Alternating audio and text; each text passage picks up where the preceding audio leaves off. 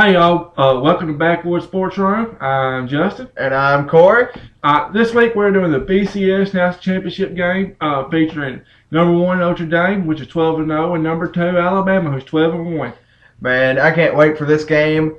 Find out if Notre Dame's defense is really what they've shown all year, or if it's just because the conference they play.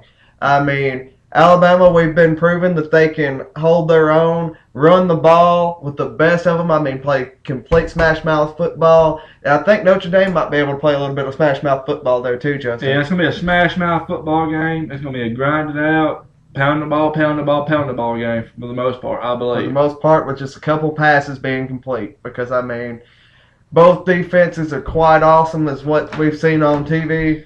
And, I mean, it's going to be – I can't wait for it. The only problem is the weaknesses on both defenses. They had the same weakness, and that's the secondary. Both secondaries are not awesome. Only thing is, I want to know if Notre Dame's front seven can hold up to Alabama's front seven. Offensive line. Just front five. Yeah, front five. Sorry.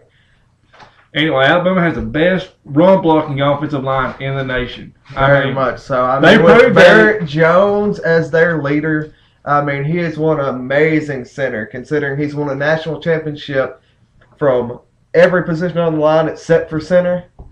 I mean, that just gives him the edge to control his line. They are the best run-blocking offensive line in the nation. Not the best pass blocking, but the best run-blocking. And they proved that against Georgia by rushing for over 350 yards against Georgia. I mean, that's an amazing stat against a defense like Georgia's. Yeah, but the only thing is I don't see Alabama doing that against Notre Dame. I mean, it ain't because Notre Dame's defense is necessarily better than Georgia's. I just think that Notre Dame will prepare to stop the run more than what Georgia done. I don't know. I mean, Georgia was expecting to run basically the entire game. I mean, that is Alabama. They hardly pass. I mean, yeah, we have a couple big or they have a couple. Well, Alabama now has great receivers now like they didn't have back in the old days. That's very true. It's no longer have to play smash mouth football, but that's what they prefer. Yeah, I mean, if you think about it, right here, Alabama's key stats are, I mean, they have 2,000-yard rushers. I mean, both of them average 6.5 yards a carry. Both of them over 10 touchdowns. I mean, it's insane with Alabama's run game. And then you got Amari Cooper at wide receiver. 9 touchdowns. 895 yards worth of receiving. And then you got A.J. McCarron, most efficient passer in the nation. And he has nearly 2,700 yards passing, 26 touchdowns, and only 3 interceptions. Back you up on that one comment. It's actually Murray who's the most efficient. He's second. Actually, now after that game right there, he's still now.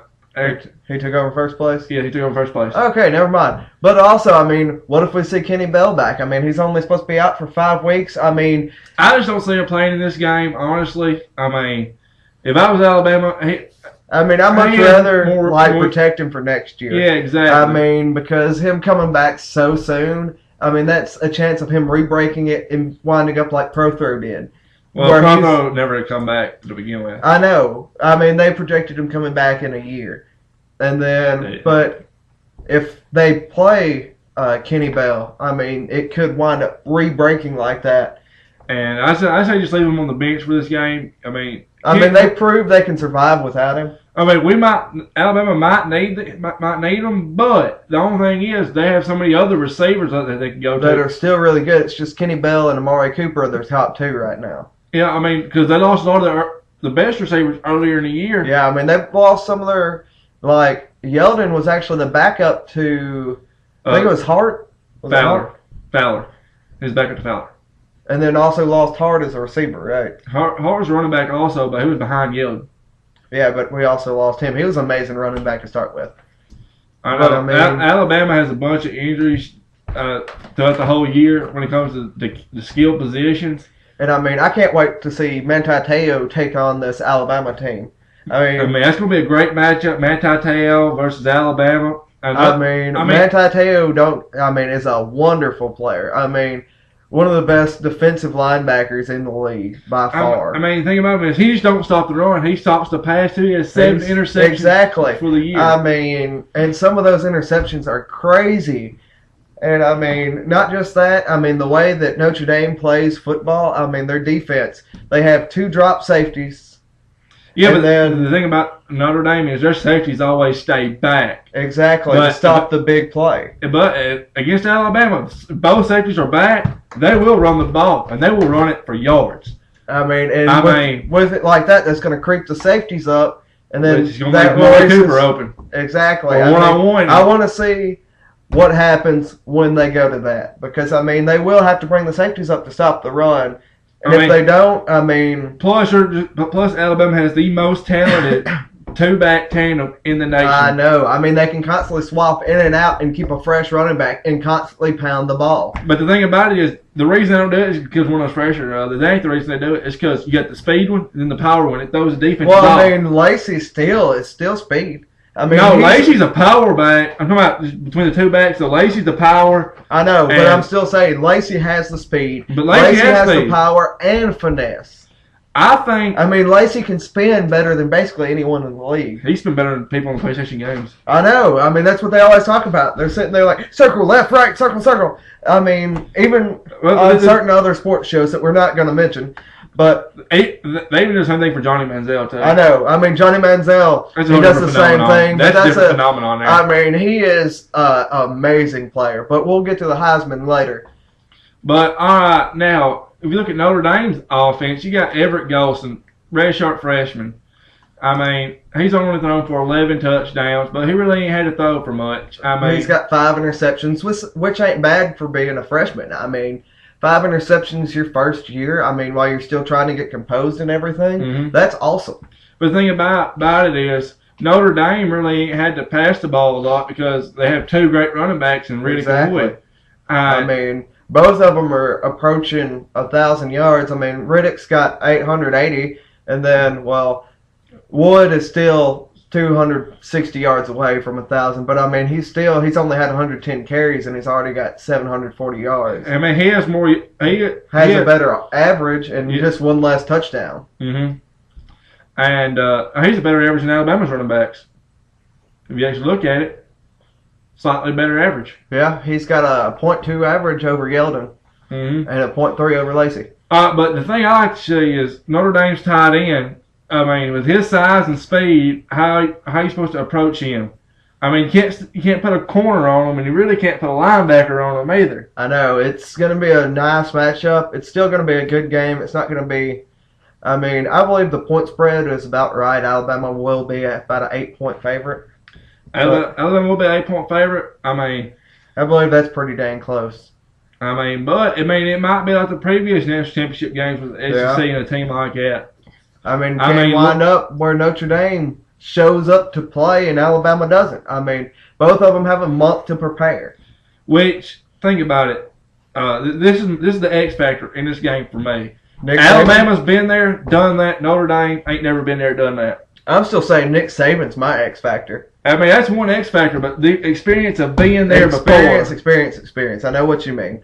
And I mean, that's what I'm saying, though. Nick Saban being the coach that he is versus... And he's won 3 national championships as is. No, he's got one at LSU, sorry. He's working on his third at Alabama. I know, but he has 3 national championships. He's been there. Exactly. He's before. been there. He knows how to coach the national championship. See, this is what you got Brian Kelly doing. He's calling up other teams trying to ask Saying, like, advice. how do we do this? I mean, he's basically... It's a new experience for him. It's a new experience for him. And honestly, I think give Notre Dame a month to prepare. It's going to come out being first quarter might be either 3-0 or no score at all in the first quarter. Or a big play. One big play might happen in that, but I highly doubt I doubt a big play will happen because both teams will come out there focused. I mean, that's what I expect. I don't know. I mean, I believe Notre Dame might come out with a surge and score at least a touchdown and a field goal. I mean, because Alabama has one problem, and that's stopping the surge off the bat against big teams. but they have proved that the surge really don't affect them that bad. Well, I mean, look what happened with LSU. Look what happened with Texas A&M. Georgia started the surge, and Alabama finally was able to stop it before it got too bad. I mean, Georgia almost ran up to a 10-0 lead off the surge. Yeah, but remember they hit it one surge when they blocked the field goal, and there's a huge surge right there. Yeah, but I'm talking about the beginning of the game surge. I mean, Whenever everybody is completely fresh, the other team will have the surge, is what I call it, and Alabama has a hard time stopping that. Yes, they do. But Alabama has proved now that they have the ability to be able to come back from that. Yes, I mean they did it against LSU, almost did it against Texas A&M, and then did it against Georgia. I mean they have proved that they're not only win by being the leader, they can come back. Yeah, all right. Now these are here are my interesting stats right here for this game. The total yards about dead even. Passing yards about dead even. Rushing yards about dead even. Points scored. Alabama has a 12-point advantage over Notre Dame in points scored per game, but they both allow 10 points per game. I mean, defense. I mean, it's a dead even matchup, but Alabama just scores more points. I mean, that's the only difference between the two. I mean, so I expect a good, close game. Do you think it's time for picks? I think it's about time for picks. Time for picks. Corey, go with your pick right now. All right, I'm going to go with Alabama. But I don't even think it's going to be as much as everybody else is saying. I'm thinking it's going to be 7-point or field goal. Well, all right, y'all. This is what I'm going to do for my pick right here. Hold up 1 second for this right here. I think y'all might like it just a little bit. How about y'all give me a roll tide? Come on, y'all. I'll give you a roll tide. Roll tide. Roll tide. That's who I'm picking to win the game. Right there. All right, well, I guess that does it for this segment. Y'all check out the rest of our BCS bowls, and then we'll also have all our smaller bowls with all the other teams. And just check us out. Don't forget to follow us on Twitter at The Sports Room. Like us on Facebook at facebook.com/Backwoods Sports Room. And then what is the YouTube?